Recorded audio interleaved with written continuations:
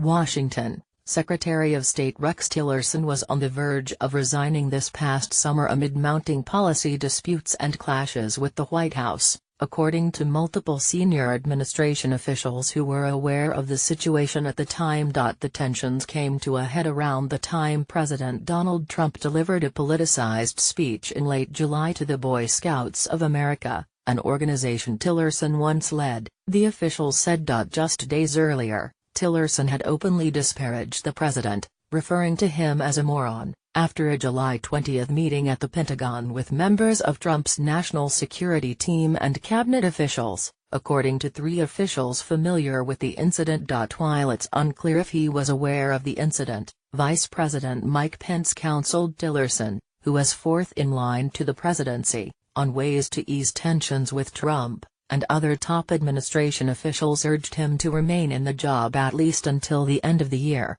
officials said. Officials said that the administration, beset then by a series of high-level firings and resignations, would have struggled to manage the fallout from a cabinet secretary of his stature departing within the first year of Trump's presidency. Pence has since spoken to Tillerson about being respectful of the president in meetings and in public, urging that any disagreements be sorted out privately, a White House official said.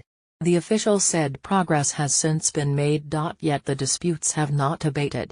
This weekend, tensions spilled out into the open once again when the president seemed to publicly chide Tillerson on his handling of the crisis with North Korea. NBC News spoke with a dozen current and former senior administration officials for this article, as well as others who are close to the president. Tillerson, who was in Texas for his son's wedding in late July when Trump addressed the Boy Scouts, had threatened not to return to Washington, according to three people with direct knowledge of the threats.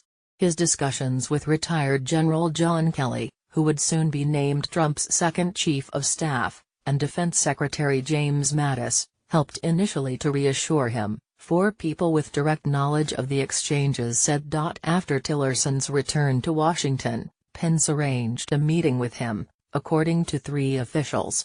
During the meeting, Pence gave Tillerson a pep talk, one of these officials said, but also had a message: the secretary needed to figure out how to move forward within Trump's policy framework. Kelly and Mattis have been Tillerson's strongest allies in the cabinet.